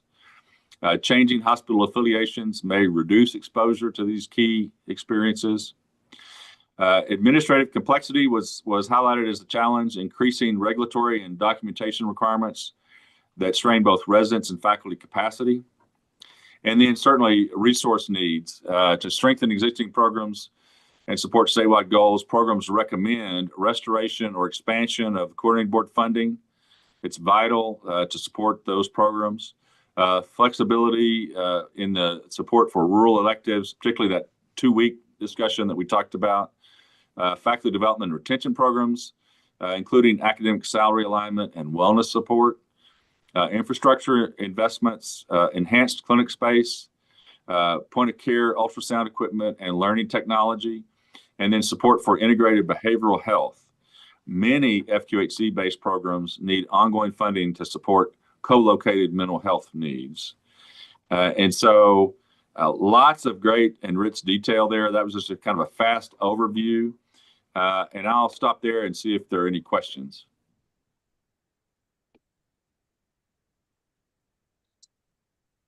Hearing none, we'll move on to the annual expenditure report summary, and Dr. Unger is going to walk us through this, and I'll pass the baton to Dr. Unger. Thank you, Dr. Reagan, and thank you to everybody for attending. Something in Austin messes with my voice every time I come down. It takes a couple hours for my voice to go. It's really bad, but thank you very much for hearing me out. Anyway, you guys have had a pretty robust discussion on my entire document. Thank you very much. It's one of the shortest that I've ever presented, and thank you very much to Ernest and putting it together for us. And it's really a short document because of the new reporting requirements on how we report these dollars to the coordinating board. So the number of programs reported or submitted their annual financial reports were 35. The operating grant, as you can see on the document that you have for 2024, was 8.1 million. This funded a total of a little over 900 residents. Is that correct, Ernest? Correct. Yes, the total expenditure for the year was about 8.2 million. And there's some reasons for that, why that number is higher than the other one, and we'll talk about that a little later. I think JPS and the Odessa program, Tech Odessa is still the largest residency program, taking the lion's share of the money, each with over $500,000 dollars, which we appreciate that because of the JPS is in the urban area and they're doing a tremendous job. And Dan Casey and the team over there just expanding opportunities for our residents and our doctors, and they're really putting a lot of doctors in places where they need it. And we know the same for the Texas Tech programs in West Texas. The smallest program still remains UT Tyler. That's their Pittsburgh program, and all at a good accreditation still. As I said earlier, the total expenditure was 8.2 million. Resident compensation, as you can see, for all of this was 62.17%. And these are some of the areas that you guys were talking about earlier, is what is approved and how much of this percentage should we look at. Is 62.17% or 60% range a good number, enough percentage of the resident dollars going directly to resident compensation, or do we need to do something different? Faculty was at 21.7%. We heard from UT Southwestern and now UT San Antonio on how these monies help with faculty compensation. And I think we can hear more from other residency in the future. The fringe benefits was 6.9%. That's the other big expenditure. That again, we've discussed that, and how we can report that in the future is really important. I was really happy to see the amount of people that took advantage, or residents that took advantage of the rural and public health rotations. I think these are some of the highest numbers we've seen in a long time. Texas Tech Lubbock at 30,000, Amarillo at 20,000, Texas A&M had 20,000. All this for the rural health rotation, and JPS and UT Tyler at 7,500 each for a public health rotation, which was great. The total is $89,000, which was wonderful. Okay, to tag along on what Mr. Wyatt said earlier, I think we need to review the way we are spending these monies. When we go back and ask for more money, or we have these new programs coming up future, and we cannot really truly justify how we are using this money regarding residence education. We need to be very, very careful. And so we have feelings one way or another, but when we look at some of the money, the monies were spent this last year, you know, fringe benefits, we don't know what those are. They need to be we need to be a little bit clear on that. We see some on liability, professional liability insurances. We saw support compensation. What does that mean? Support for what? For who? Doing what? And so there's a lot of money being expended in those areas that we really need to look at very, very carefully and make sure like there's I have a question about support. Isn't that like office staff, like my coordinator? Why couldn't you use it for that? I mean, that to me, that would be in bounds. Is that out of bounds? We don't know what it is. If you say this is coordinators support, then that makes sense. Residence coordinator. I think it's how it's been reported. It's by the how it's been programs. reported. It's just general support. Okay, well, that's fine. I mean, but that's, I think, what that is. And to me, that's in bounds. The other question I had about fringe is like, well, that's probably in bounds too. If you put, like, there's 88% here is against salaries, right? And so if the standard is like 1.28 or 1.25 is what your expense, so your 0.8 is 0.28 or 0.25 is fringe, right? So if you're gonna allow salary, why wouldn't you allow fringe? I'm not understanding why that would be a problem either.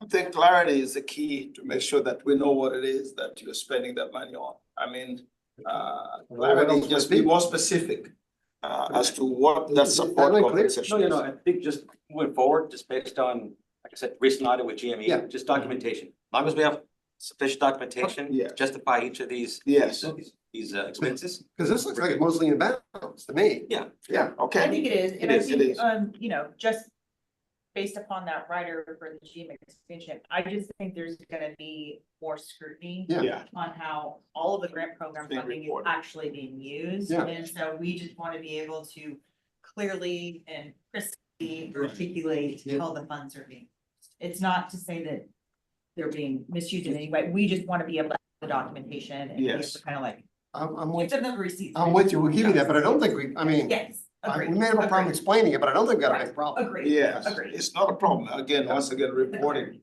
we also have to remember who we're reporting to, not a bunch of doctors No, I like get us. it, You have to keep it extremely clear. Otherwise, we may actually cost ourselves some money in the future. So really, that's pretty much the report. The areas that we need to discuss, we've already discussed quite a bit, and I'm not gonna have us repeat all of that. And then we'll take it from there. Is there any questions? I have a quick question. Go ahead. Hi, I'm Kendall Baker. Are there any superseding guidelines and or boundaries on how the money can be spent from the state level or from the federal level? Really, the articles that we drew way back when, even before I started this, is what's been guiding us all along. Correct. And we've been given a lot of freedom as to how we spend this money. But now, with the new reporting guidelines, I think we're probably gonna get guidance coming from the top. Or we're gonna work our guidelines up and see if it's okay. I don't know who does that and at what level, but I think you can help us with some information on it. Because from the outside looking in and from time hearing and seeing your presentation, I can understand why you have raised some concerns, you know, on some of these categories, and having a better explanation in terms of what categories mean, especially fringe benefits and things of that nature. Yeah, the simple answer is no, there's not any superseding guidelines. Generally, the money that's been expended or allocated to the medical schools or teaching hospitals, whether it's federal or state, has gone into a black box, and we've just trusted those institutions to spend the money appropriately. Right. Well, and the statute is from 1979. And it has not been revisited. And so, there is, I would say newer grant programs provide a little bit more specificity, but because the statute is, it's older, that level of detail is not in there. Okay, thank you. Any other questions? If there's All none, right. that's my report. Thank you. Thank you, Fred. Appreciate the report. Elizabeth, are you ready to go with your restated deal, or you need some more time? Yes, sir. No, I went ahead and sent it to Ernest, and if he can pull it up on the screen, you guys can take a look at how I kind of reorganized it into the 3 buckets. So you can see the allowable costs there, and then the other direct costs, verifying that it would require coordinating board approval, and that they must be identified in the submission to us. Quick question for clarity, because I get this asked a lot. The equipment, the amount there per unit, that's been in play for over 2 decades, and folks often ask, is the committee ever gonna consider increasing that amount? Well, I thought one of our guidelines is like, you don't want us to have that much in the equipment bucket. Correct, but since it's in there right now, and actually, I think this last year, it just said $500. It didn't specify where it was per item or overall. So I think based on discussion with legal, we just decided they pay any unit less than $2,500. Okay. If that's still doable, we keep that in there. Now, one thing I would say based off of the written report is that there was a request specifically related to resources around ultrasound equipment. And those costs may be quite a bit more than that per unit. And if you go over to the right, you see that it's prohibited to go beyond that. Is that the way I read that? Is that right? Per unit, yes, correct. As it stands right now, but like I said, this is a question I get asked every year about that amount. Since that amount was probably, put into play, over 2 decades ago. And of course, I know you can't buy much for $2,500 per unit, so just thought I'd bring that up and you can buy a dramatic, but you can't buy an ultrasound. So what is Right. the unit cost for a POCUS? Well, sky's the limit, but it could be, 20,000, 30, 5 with the low end, and a lot of people buying $20,000 piece of equipment, right? Because the pollution. Yes. Well, that's a POCUS though. Well, I mean, I'm thinking about the ones that the residents put in their pocket. Isn't that what most people are buying these days? Well, I think it depends. If you've got sports medicine, you might buy a more elaborate system. If you're doing OB, you might buy a more elaborate system. What I might recommend, if you look at, I probably did this wrong, but if you look at the amount that the programs are getting, I believe that Athens probably gets the lowest amount of these dollars, which is like $60,000. I mean, what's that? UT Pittsburgh, $48,000. Okay, well, I was just gonna say, if you just took a percentage of what the average program is getting, I think that dollar amount is probably close to like $7,500. I mean, even at 5%, I think is pretty justifiable. So I would recommend increasing that equipment per unit number to 7,500 based on inflation and the demands of, what the programs have been identified as a need. And then similarly, on the prohibited side, say equipment purchases greater than 7,500. Yeah. And you would still retain the approval rights under this area for any equipment at the coordinating board. So I'm comfortable with that. The current rates for the pocket ultrasound, low end 2,700. And then the next unit up, which is what probably most people would really buy, is 3,900 per unit. Yeah. That would then come into allowable, and that's a good move, I think. Okay, other comments about the document? I think we're comfortable with the 7,500 too, because that gives us some, you have to provide a justification. So Right. I think we're comfortable with that, because when I was running the program in 2007, it was 2,500. So it's probably time for a bit of refresh. So the inflation from 79 to now is 4.4 as a factor. So we're significantly under. Okay. Good comment. Good, yeah. Other comments? Hey, Mike, I had a question, but are you still on that document there? Yes.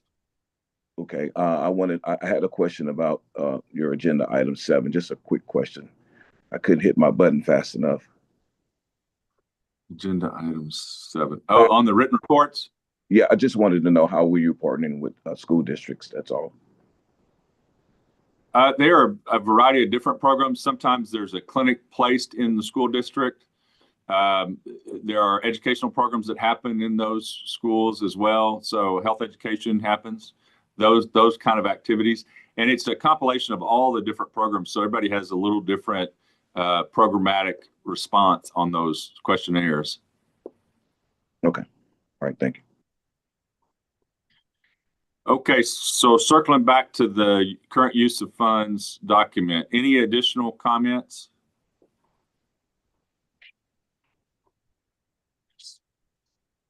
Hearing none, do I have a motion? Mason Ash, move to Motion. approve. Second, Zubair Syed. Very good. So I have a motion and a second. Any further discussion? Hearing none, all those in favor say aye. Aye. Aye. Aye. Any opposed? So that motion passes. Thank you very much. Elizabeth, thank you for your quick typing skills. Appreciate that very much. Mike, I had a quick question for the group. Wanted to see if I could get some institutional memory and some guidance on this, if that's okay. You bet. Thank you. So Zubair Syed again from UT Southwestern. Wanted to get a sense, and again, this is a hypothetical at this point, but I want to see if the group has had some experience with this. We're in the process of finalizing a 222 rural residency program that's going to hopefully come online starting July 2026. It's expected to be a 1+2 program, the first year here at UT Southwestern, and then the second and third year at the rural site. The question I have is, would those 2 first-year residents be counted in the FPRP funds? Understanding that, for a residency program to be eligible for funding, they have to have a minimum of 3 full academic years. So would those two and 2 subsequent residents that are going to come every year and spend the first year at UT before moving on, would they be eligible for funding, and would they be counted in the number of approved residents at next year or the year after? I would argue against that. No, I'd have to go back and look at our rules. But I think the rules say that they has to be 3 years, right? It is 3 years. Those 2 residents, I've dealt with the 1-2 programs over the years. I think our rules say- They are allotted to another program within your program, and so they're really a new program. Yeah. And so Okay. yes, I would wait the traditional. Eventually 3 years they like would be. everybody else. Yeah. So Eventually, they 3-year will be. startup would apply. So, yeah. So thank you. No, that's helpful because we're planning for the budget for that. I needed to just clarify that piece. So appreciate it. Thank you. Good question. All right. I'll move on to our next item, which is agenda item 9, selection of chair and vice chair going forward. So in this item, we'll consider and take possible action for approval of selection of the chair and vice chair for fiscal year 2026. This is an action item. Do I have any nominations for vice chair? That's a good question.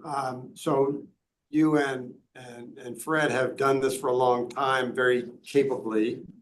And so if you guys would like to continue to do it, I would support that.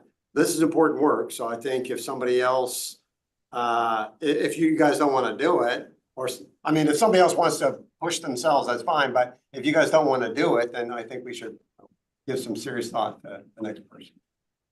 Or would you be willing to serve if So I'm willing to serve. It works well, and I enjoy participating with you guys and trying to support family medicine across the state. So it's a good mission, as you said. And I'm willing to serve too. I'm becoming geriatric, but it's okay. Maybe pre-geriatric, Tom. So is the question for nominations for the chair? I'm asking for nomination for vice chair right now. Okay, then I nominate Fred. Second, Lisa Nash. Any additional nominations? So hearing none, all those in favor of electing Dr. Unger for vice chair, say aye. Aye. Aye. Any opposed?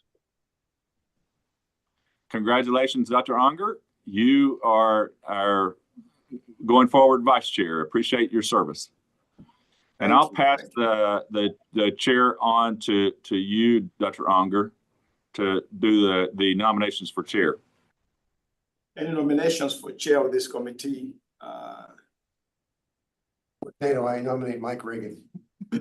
Second, Dr. Strands. Anybody else? So motion to approve that nomination? So is it? Okay. Any discussion? Any discussions? I think somebody seconded over there. Yeah. Dr. Strands.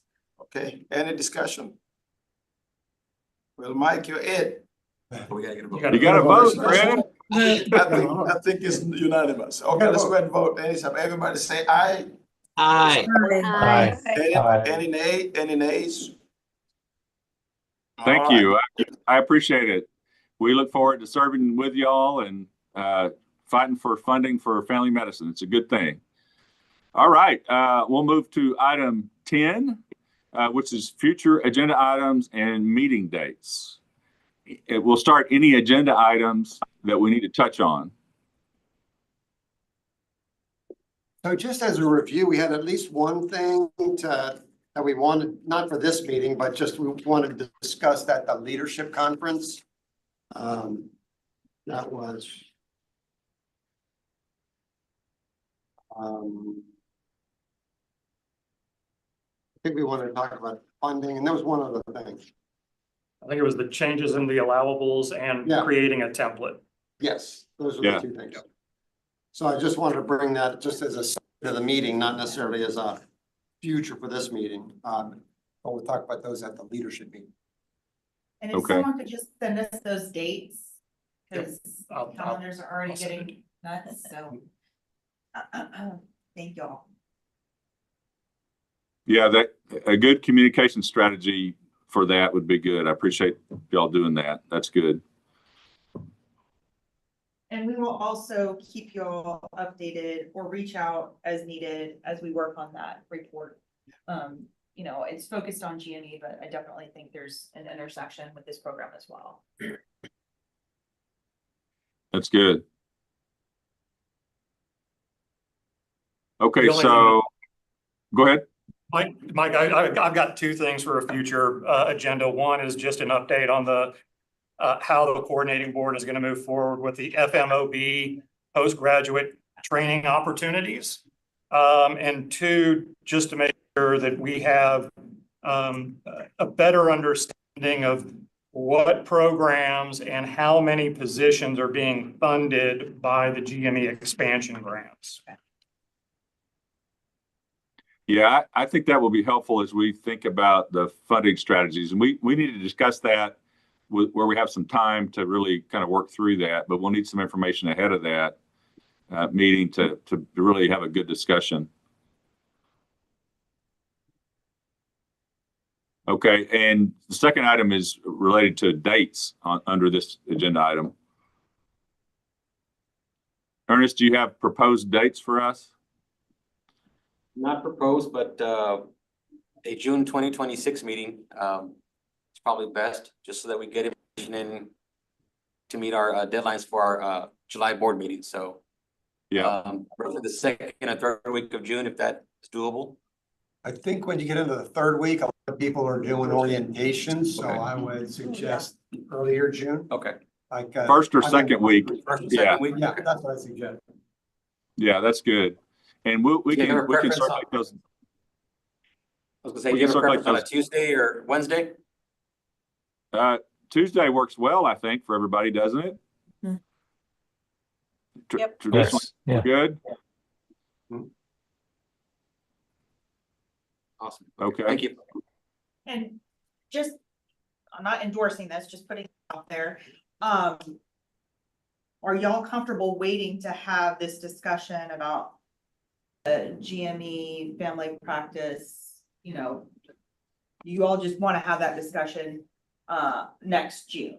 I just want to confirm that there's not an expectation about potentially having something in the fall about that particular topic, that you would just be comfortable with waiting until next June to have that discussion. I think it's a good point. You know, we have in the past had a couple of meetings a year where we have the business meeting and then kind of a discussion heavy meeting. What does the group think? Do you want to defer, or do you want to try and have something in the fall? Yes, ma'am. So Lisa? in the past, we have met in conjunction with the Family Medicine Leadership Conference, which allows us to open the meeting to the program directors. I would love to see us move back into having that meeting where the program directors can serve as advisors and have access to us to ask questions, and that format that we used to have. And I think that's I agree. We just also have to meet the Open Meetings Act, so we have to be able to stream. There's like legal requirements that we have to make sure that we meet. Where is that here again? No, it's in Grapevine. Around there, yeah. Okay, Yeah. so depending And on when how is you guys that, work- Tom? It's in Irving on August 22nd. Irving. Yeah, Mike, what I might suggest in terms of a next meeting is to stick with the June 2026, simply because the coordinating board's just now coming out of a legislative session. They've been charged to work up a report. I think that's going to provide us guidance moving forward. It would also allow me to get with our staff to figure out when would be a good time at meeting, whether it's at our C. Frank Weber meeting or if it's at our annual meeting. C. Frank Weber is in Austin, which, provides a little bit more flexibility in the spring, where we can get people to coming to Austin for our program and hopefully to come for this program as well. Do the program directors usually attend that meeting? Good number of them do. And we can make it special for them, maybe more of them would. Possible. I like the spring date a little better just for my personal calendar. So it's a good target to think about. That gives y'all some time to work through it at the coordinating board, and then we can shoot for something there in Austin. Yeah, I think tying it to some other event that the program directors have another reason to attend is going to increase our attendance. And I don't feel strongly about whether it's the fall or the spring, but I do think we should meet before June. I like the idea. Let's shoot for spring. Is that agreeable to everybody? Yes. Ernest All right. and I will work together to if there's events that you guys know about that might work. And I just know everybody's calendars start to get nuts, so the sooner the better in terms of scheduling. Ernest and I will get together and get something out to the committee around that date, though. I think that's a good plan. Yeah. Okay, very good. So we'll look to have a spring meeting and then another June meeting. And our discussion item will be in the spring to really dig into some of the funding issues that we talked about today. So we're at the point of item 11, which is adjournment. So this concludes our meeting, and it's 10:59 by my clock. Do I have a motion to adjourn? Second. Move to adjourn. I have a motion and a second. So all those in favor say aye. Aye. Aye. Aye. Any opposed? Motion passes. So thank you all for your time. Appreciate your diligence attending. Can't do this work without you, and so we very much appreciate your time and attention today. And I hope you guys have a great summer, and we'll plan on seeing you all in the spring.